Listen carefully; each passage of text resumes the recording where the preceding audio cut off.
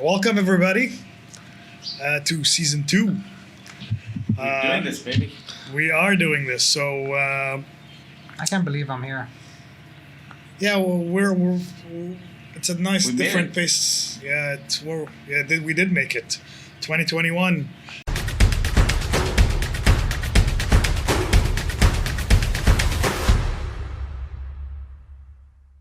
Hope everybody's year is looking good so far. I know we're a couple of days in, but It's a new dawn. It's a new day. it's a new day. You got to stay positive, Yeah. right? So, Not taking any chances. at least we have good weather. You know what I mean? We're sitting outside. Really? Yeah, we're sitting I'm outside. not too fond of the sun, though. Yeah, me neither. Should have thought of that before you came outside wearing nothing Dude, I mean, this is the... on your head. What do I do? Should I have mean, worn a hat. If... Oh, come on, man. I'm not a hat guy. We have a hat guy right here. I think he's wearing it for practical purposes. And I am a hat guy. You guys know that I have like 250 hats, right? So we gotta shoot 250 episodes to show all the hats? I think you really do need to settle down, bro. You need a distraction. Yeah. You From need the to pivot in your life. Yeah, I man. do. Let's talk about that, actually. Let's talk about that. Yeah. Let's talk about that. I don't know You wanna why- lie down on the sofa.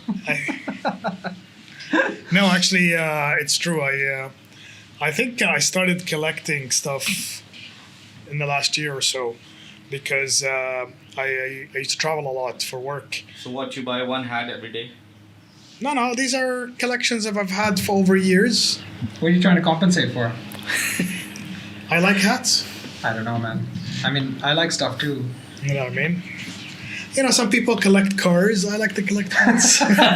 I don't know how Supercar Blondie's going to feel about that statement. Yeah, seriously. Hashtag follow this back. No, So what are we talking about, man? What are we doing? Season 2, we're here, we're back. Man, We yeah. decided we're going to do it again. We have like 10 people now. Last year we had about 4 people who were following the show. So we've grown about, 120%? That's which is great, pretty man. amazing. 125. 125% looks better than... Actually, 150. 6 people. For There you go. 106. Yeah, exactly. You're right. We grew 150%. We learned a few things, but why are we doing this again? What's the point Well, of all of this? Why do we I want think to I think season 1 was well received from a corporate perspective, and we talked about corporate pivoting, startups, and on an organizational level. So I like think professional? yeah, it was. I mean, I would say it was a kind of a group pivot or a forced pivot, you might even say, Sure. if your company is forced to pivot. But then now I think it's high time that we talk about personal pivots, Yeah. right? Because at the end of the day, if you're not changing with the change, then the change is going to change you. Wow, that's Wow, deep. that's man. deep. I really need to think about that for a minute. You know, I'm like, because I usually Am I right? Can we translate that into 190 languages? seriously, yeah. That's the title of the new book. Farrukh's writing. Spotting dibs. I've Like heard classics. that same statement said in so many different ways. I used to say, well, not like I didn't invent it or anything. I used to tell my teams, change is the only constant in your life. Yeah. So stuff like that. But I see what you're saying, and keep in mind, guys, that we started this when we were locked in our houses, Oh. Yeah. and this was like This is reprieve. this was almost 10 months ago now, Yeah, right? And yeah. when we started this, we were all on our couches or people recording. I was in my their own- bedroom. Yeah, recording this. And now it has evolved into something much bigger and much, I think, much closer to my heart, at least. I don't know about you guys, but, and I really like how we did talk about the pivot because most of the people that were around us were small business owners or corporate people, and now they were thinking, companies were thinking of either pivoting or downsizing or changing their business plan to adapt to the pandemic. But I think things are kind of going back to the new norm. Do you guys agree? Like, I don't know, do you agree with that? And like, it's a norm, but it's not completely like what it used to be. And I think we need to talk about more personal growth and personal pivots. And I think for me, I personally did enjoy I got some positives from the pandemic. Me focusing on family, focusing on my personal things that I like, and getting rid of all these distractions that I honestly don't want in my life anymore. I think let's continue from where we left off. Yeah. The past season, right? Yeah. Let's talk a little bit about what's our one takeaway from 2020. We're all glad it's over. But That's my takeaway. You can say that again 1,000 times. My takeaway is And- it's not here anymore. But the thing is 2021 going to be too different from 2020? That's the big question. So what's our takeaway from 2020 and how is it going to help us in 21? My big takeaway from 2020 is I know I had a different idea about this before, but I've really had a lot to think about in the last few days, especially since the year started. I feel like the change of the year is also kind of turning a new leaf, but it gives us a chance to really kind of wash ourselves clean. But a new year doesn't mean last year's problems have gone away or last year's challenges. In fact, they might even be getting worse now. The strain is, there's all kinds of things happening now. There's a new strain out. Yeah. So I think the reality is that we need to kind of look back at what we've learned in the last 12 months and really think hard about what the purpose of our individual lives are. So my big takeaway from last year, honestly, is that you really, really cannot be too careful. And when you think you're being careful, you need to also consider, are you being careful because you're doing it to protect yourself or people you love, or are you doing it because you want to protect an image, or because, social distancing was awkward at first, but then it became normal. Yeah. And then when it was normal, then people who weren't doing it, they were being awkward. It's like, when did handshakes and hugs start again, right? Right. And who wrote the memo for that? And then when you didn't do it, then were you being weird in an audience? It's like, the social dynamics of relationships have changed, but the foundation stays the same. You just cannot be too careful. I gotta go home to a little kid. I've got elderly people living at home. Every one of you is someone to worry about as well. That's the priority. I feel like you have to really think hard about who you're doing it for. Yeah. And it's just reprioritizing. So Yeah. Okay, great. I agree. I think my takeaway was very simple. It's just going back to basics was very important for me. They're doing a lot of things, and honestly, putting people in my life that I want to keep, and people that were causing me, some stress or negative people in general, toxic people. Toxic people. That's the word I was looking for. I think those people are no longer in my life, and I'm very grateful for that. Honestly, I don't need any more people that would just drain me for nothing. Honestly, I think that was my takeaway. I agree, and I completely align with you, because that's what my takeaway is as well. I realized we've lost so many people in friends and families to COVID. Yeah. And that got me thinking, what is all this worth? What are we actually doing that's going to help us in our personal lives? So it's better to give more value to what you're passionate about, to your family, to your close friends. So I also tried to push away as much negativity as possible in 2020 and focus more on, cherishing the great time that you have with your family. Yeah, I mean, I feel like I wrote a little piece the other day, and it was a fluff piece, really, kind of taking off all the great things that I've done in 2020. No, but that was from the heart. I liked it. Yeah, but the thing is that the truth about it is that depending on what side of the spectrum you're on, you will look at it from a different lens, right? I know I can't lie to myself that a lot of it was really just shielding the truth of what I was actually hiding from.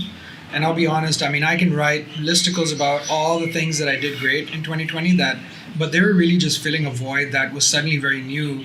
We have this huge vacuum in our lives. We're trying to figure out how to make it work for ourselves.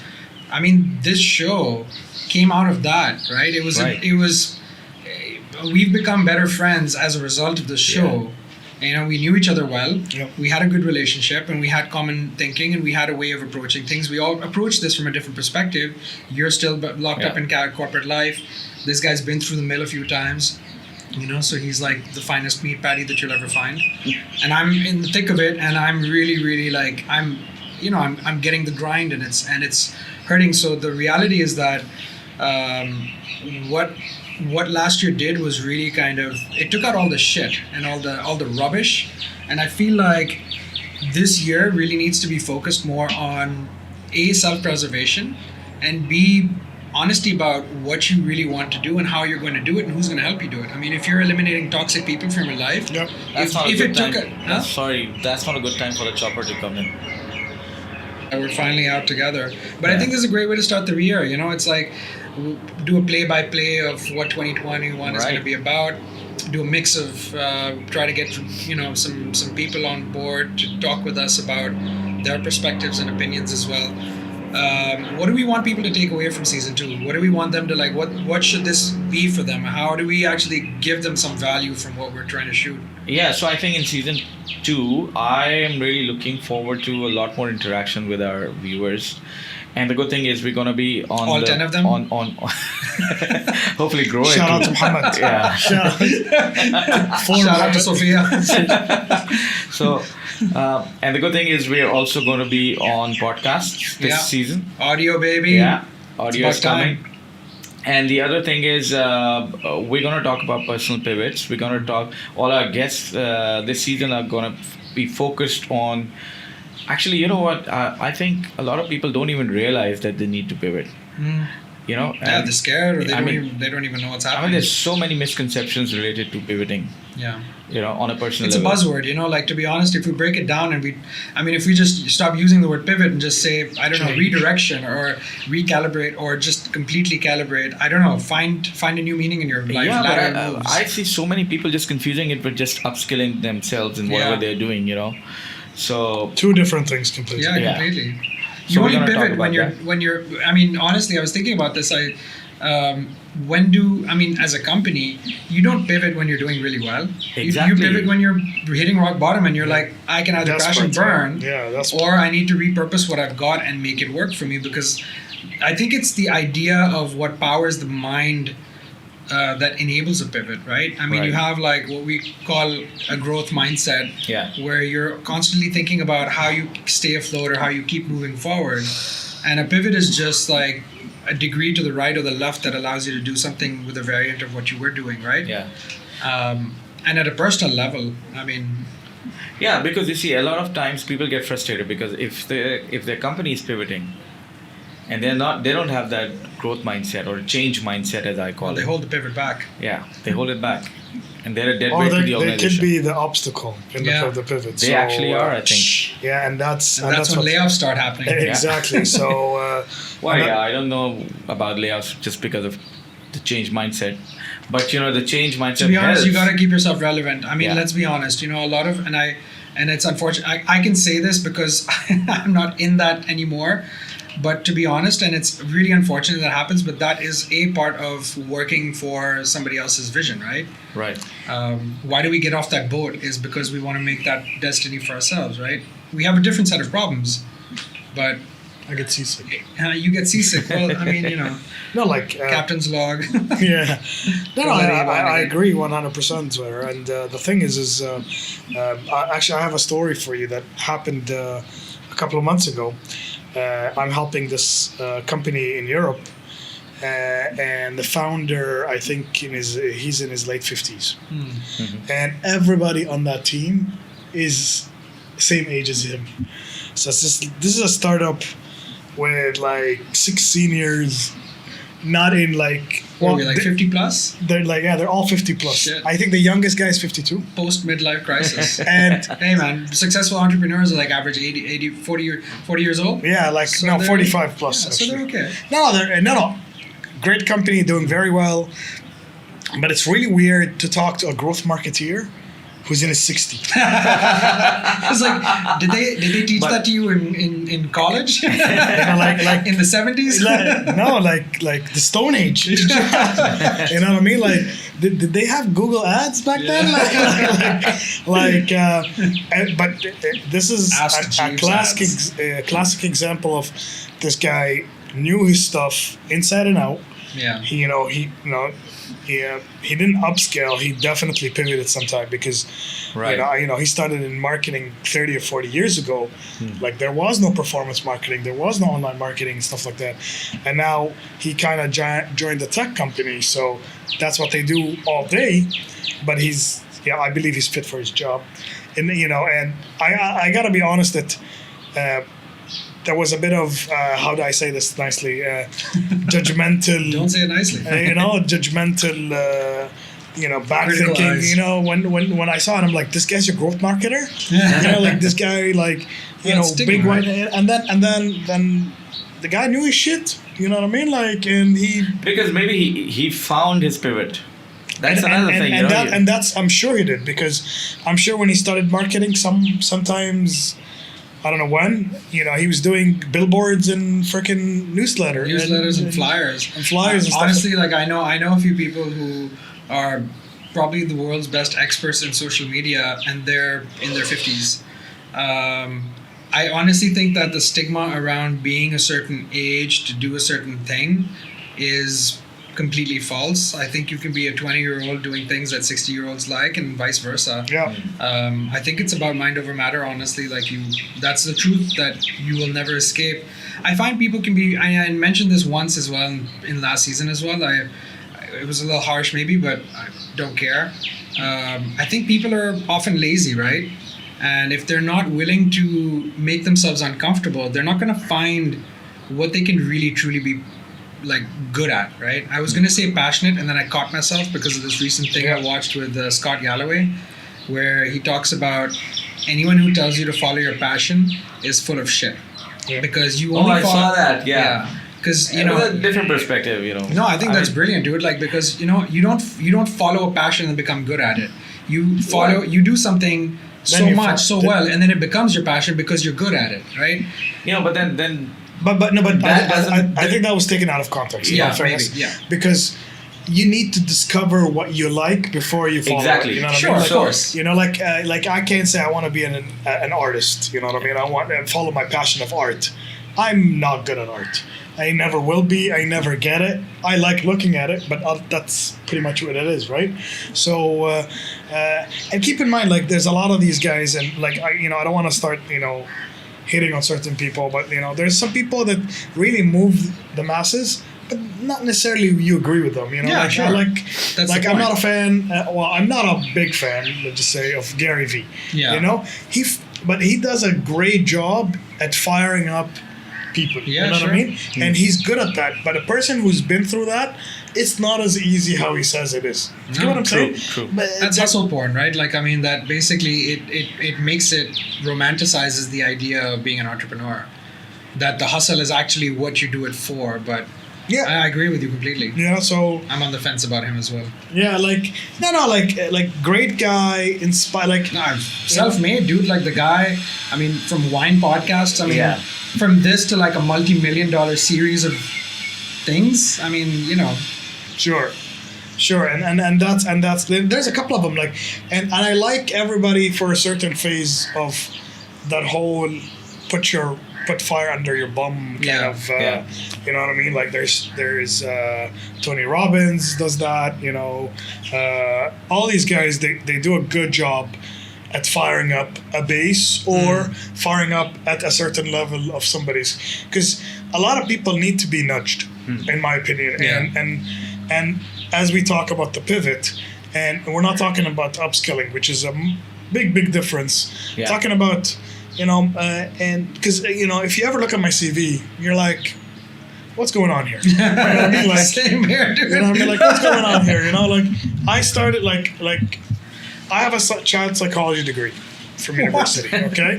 And I worked in a call center because I was in a call center while at university. I got really good at it. By the time I graduated university, I was already a manager. So I'm like, let's see where this takes me. It was a family business? No, it wasn't. It wasn't. I worked for a big Your first job, you were a manager? No, my first job when I graduated from university, I was a manager.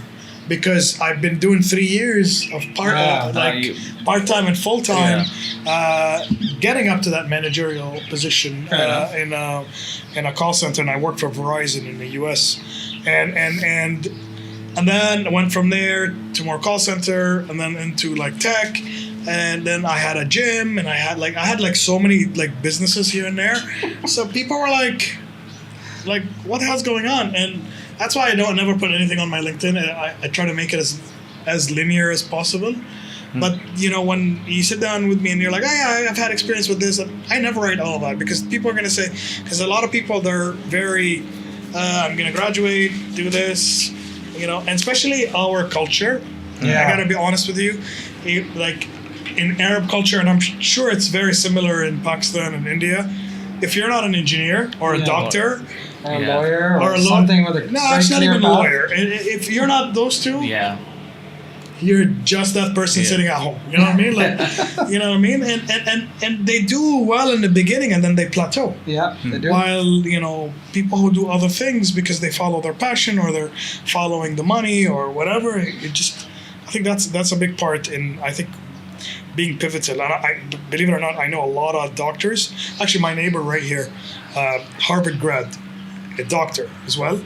Now he has a startup. He just forgot in medical. Yeah. But he's like, you know what?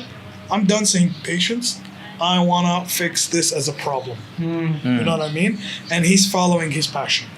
You know what I mean? It's interesting you say that. Like I remember from when I was graduating college, I had a lot of friends who were engineers, electrical engineers, chemical engineers, biomedical engineers, and they were getting picked up for jobs by Bear Stearns and Morgan Stanley, and like, what the hell is going on here? I asked a recruiter once, I was like, why are you guys hiring engineering students into iBanking? And they said the most bizarre thing to me at the time, which I only really understood now and in the latter part of my life, it doesn't matter what you study. Yeah. Human beings are capable of doing pretty much anything they set their minds to.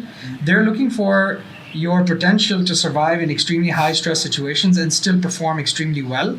Right. Because you can take that kind of a person and put them into any mix and they will still probably perform, because it's more about mindset than it is about what they've been fixated to do. It's a problem solving skills. Well, problem solving, it's a mindset of movement, right? It's like I need to because my focus is not the thing itself, but it's the result of the thing, right? So I don't know, whatever I do, I need to do it really excellent, right? Me, I'm mediocre at most things, right? So that's why I do a lot of things. Yeah. Some people I know who are extremely good at a few things, but I think it's also, it kind of begs the question about complacency and being extremely comfortable with what you're doing, right? Yeah. I know this mask is making you guys feel really weird, but like I said, you can never be too careful. The only upside to mask for me is that's the only way I can be a ventriloquist. I don't know. He's got you there. I don't know, man. Dude, I'm throwing my voice, but he's the one talking right now. He's got you. No. Listen. I 100% agree. Man, not to undermine the necessity of the mask and just to be out there that people need to maintain social distancing and be careful in all of this. Yeah, you stay away. But it is a pain, man. I can hardly breathe in these things. This is a great mask, though. I got this on Kickstarter. I mean, it's so uncomfortable. No, listen. If there's a cage in front of you, I think it's much easier, which you kind of have. Yeah, it's got filters, because when it and especially if you wear it's glasses, rubbing when you're pushing your nose and shit. And when you're doing glasses, it gets heavy. Yeah. But let's talk about this other thing that Zohare mentioned, I think earlier, which is, I want to talk about because I've been helping a lot of executives. I've been doing some. I'm not gonna say coaching, but like sit downs with them while I talk, and we talk about each other's problems or how can we address certain issues or what experiences you have. Yes, and a lot of people they're like, I want to get better at this, and you know what? The only thing I tell them is no, forget that. You're already good at like 5 things. Hire people for your blind spots. You know what I mean? Like you don't need to, like I literally spoke to a CEO of a big company saying, I think I need to understand. I can't remember what he said, like printing or designing or something. He said, because we're paying so much money for that, and I'm like, do you have anybody there? He's like, no, because I outsource. I'm like, dude, hire a junior in like print or whatever. Like they don't cost, like your time for you to learn will cost you way more than if you hire somebody, put it on the ground. And see, this is where all the, like I do have a performance coach that I work with. He's a great guy.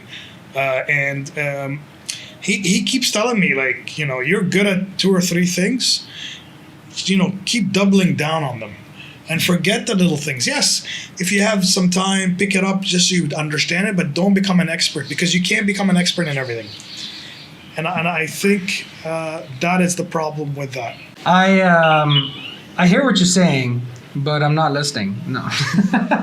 No, look, the thing is that I think, so, you know, for my own business, I really believe that if tomorrow we had to figure out how we're going to survive with nobody on the team, if we couldn't pay salaries, right? Yeah. Between me and my co-founder, we should be able to run at least 80% of the business that we currently do, Yeah. right? And the only way we can do that is if we're good at 80% of what we offer No, but as a business. let me tell you. But I agree with you that I definitely agree with you that if you know how to evaluate that work, then you must hire for your blind spots, because your time has to be worth. No, I think you misunderstood and I think maybe I need to make myself clearer a bit as well.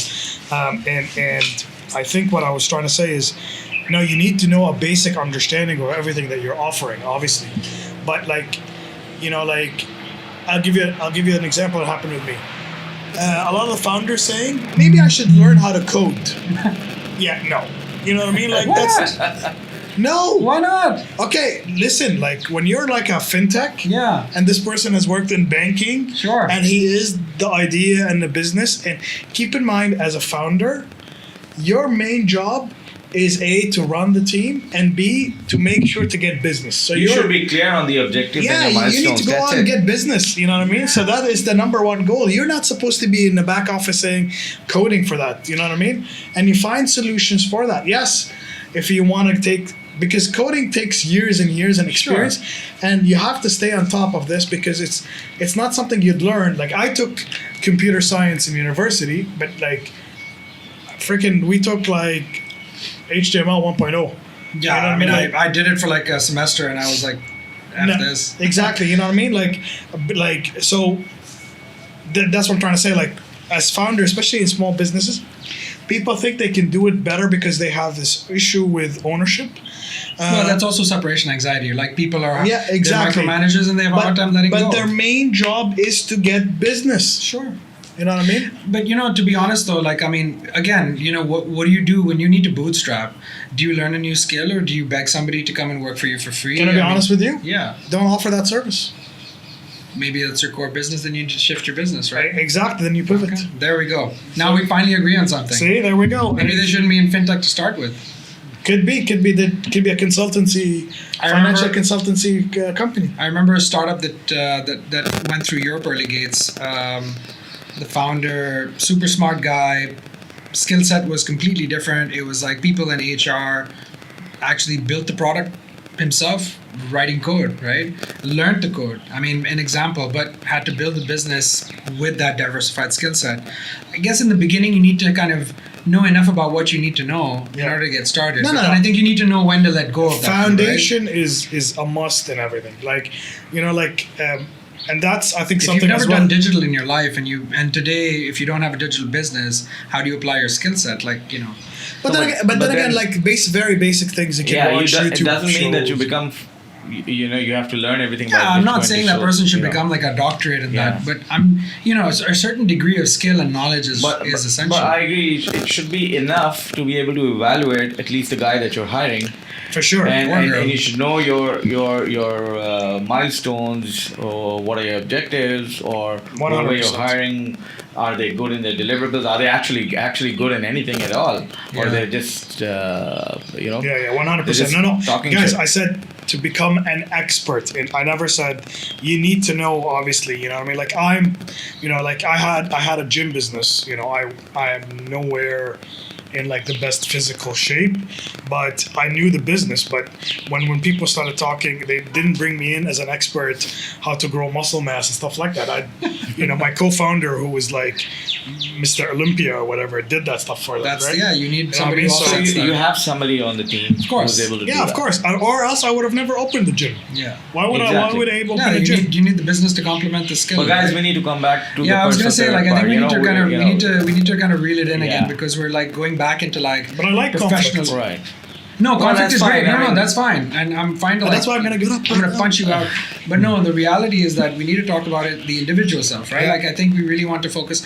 I think, okay, so if I was to sum up what we did really well last year and what I think we should try and shift our focus to this year, last year I feel like we put together a really good list or ingredients for how people can actually think about framing what a pivot looks like, especially from a professional point of view, right? What are the skills and tools that you need? We had experts come on and talk about certain things, Sure. how to manage your money, how to think about co-founders, what kind of advisors you need, etc., right? So we had a lot of these key topics, and that's great because they can inform great blogs and listicles, but I think what we really need to focus on is like that 0 to 1 space. It's like, how do you wake up in the morning one day and say, you know what, I need to change something, and I need to change something so drastically that it's actually going to set me right, because I'm just not happy with the way things are. I'm not happy with the way I wake up myself. And to my view, and I think this can very well turn into its own episode, but Or a fight. it doesn't happen like fight. that. Saturday I mean, night. you do get an epiphany moment, Sure. but it doesn't happen like that. Some And people get them 5 especially- times a day. And especially, you can't really just get up one day and say, okay, today I quit my job and I'm going to take the leap of faith. People The leap have been of known faith to do doesn't that, work man. like that, in my opinion. You know, Yeah. so we can talk about it. Maybe we'll turn this into an episode because we want to talk about how do you actually get into personal pivots. And you were just you're just talking about you have to find your passion first, right? So Well, you have to find something I think if we frame it like the way I understand it is that you have to find something you can be passionate about, yeah. right? It's like you can get a kernel of it, but then you need to kind of something that'll keep you going. because you can find out through the process of like attempting it that you're, no matter how much you feel passionate about it, you're just not good at it. So many elements to it, you know, like people say, okay, I'm going to jump off the corporate bandwagon and start up a company and this and that, blah. But, you know, in reality, there's so many micro decisions associated with it. I You've think got a what- family to take care of. I You've think got The baggage, yeah, Yeah, I think what So- you guys are saying is you need a plan. exactly. Yes. Yeah, I so mean, even if you have an epiphany and you think this is the best idea in the world, gotta and understand You need a plan. you need to plan it out. And it can't be like, obviously, as you grow older, you get wiser. There's no, getting up out of bed and saying, you know what, today I'm gonna walk into HR and say, yeah, I'm done. Yeah. Peace out. You know what I mean? I've known 1 or 2 people to do that in my life, but then again, they were so financially secure that they could afford to do that. They were at the burnout phase. I knew someone who did that, didn't have financial security, and crashed and burned. You can't blame them for trying. Yeah. But I think we need to be Right. careful about, I think this is it, right? Like this is the nugget that people miss out on, is that the caution of making that planning, going through the planning process, and then also being impulsive or following something that, because nobody's saying not to do it, but Right. you need to be organized, because if you have responsibilities, Just want to put it out there that this season, I think we're looking for a lot of interaction. yeah, we want people to So participate. we want people to participate. We want share comments. We across. want people to give us ideas about what are they struggling with, so we can actually talk about that. Yeah. Because now we're more on a personal level. We're Sure, talking about we're personal gonna be pivots. real. We're gonna be bullshit free. Honestly, and if I'm this gonna is- tell Abe how I really feel about his hat collection. Yeah, we gotta check out Love all it. his hats. And It's only going to be the I love- heart. And maybe my friend Hulk And- actually says a few things too. Yeah. And I love shooting outside today, although it's a bit hot now, and we Stop got a lot complaining of. about the heat, man. You live in Dubai. What do you expect? Man, I mean, then we can just step inside and have, That's have what an air everybody. conditioned. And then people complain about vitamin D deficiency, and then they well, need I've 50,000 had vitamin enough for a shots. year now. Just shooting Talking this about the episode. guy sitting in the shade. Yeah. He's complaining. Hey, like, I didn't choose to be here. you The know shade what I chose mean? me. So, okay, so So what are we going to talk about in the next episode? We'll continue with what we were just talking about, the personal aspects and Yeah. the realizing and a plan basically behind your epiphany. I want to talk about, I want to follow a thought that Abe brought up about both about planning, but I think also about something my dad told me last night. Like my dad's just turned 88 years old. And I mean, he's a really accomplished human being. He's done so much and he's really inspirational to a lot of people. But I mean, for me, it's obviously, but he said something to me last night that I feel like in the last few years we've had to become nice about and be more polite about to people. You know how everyone's really sort of worried about saying the right things and being politically correct, and while it's fair in some respects, but he said something about experience, and he said there's no substitute for experience. Exactly. And I feel like a lot of times I'm catching myself when I'm talking to people who are half my age, I'm recruiting people into my company or whatever, and I have to be careful about where I prioritize experience, because a lot of people get offended saying that, experience shouldn't be a reason why somebody gets hired or doesn't get hired. I find this is kind of one of those politically correct things. And I really have to say that I have to agree 100% with what my dad said, and that's a thought I want to follow along with the part about planning. Experience is king. Like I say that I've hired over a couple thousand people in my life, from my call center days to my last couple of startups. And you know what? In the beginning, I was tiptoeing around that topic, but now I can tell you it's a lot easier. People have thanked me when I tell them, I'm sorry, you don't have the skill set or the experience to run this position. I really like you. Maybe this is another position that we're looking for, or let me down the road. If let's keep in touch, and if something pops up, please feel free to come. And I feel that gives you closure on both sides. Right. And it's honestly, it does hurt the candidate, but then the candidate would understand. No, but when we talk about next episode, I want to take this topic up because if somebody is pivoting, he will naturally have no experience into it. Or she. So he or she. And so how do they actually basically get past that firewall? And to be honest, I think the other thing that's important. So I mean, there's a counterbalance, right? I don't think experience alone is enough. We use a 2-gauge measure for when we're bringing people on board, because one usually compensates for the other. It's attitude and aptitude. Right. Aptitude is the skill set or the experiences, and attitude is just it's a mindset. It's a way of thinking. It's the way you've been brought up. It's the way you approach things, right? That's a DNA thing which you can't be taught. So, and we prefer to prioritize that typically because the skills can be acquired if there's a good foundation. Yeah. But you need to be honest about this with people. Right. You need to tell them what. I agree. I agree. What's what. I agree. All right, guys. So let's wrap it up. All right. Well, look. See you next time. See you next time. Take that's care, it. and we'll see what happens. Mic drop. Peace out. All right. Huck out.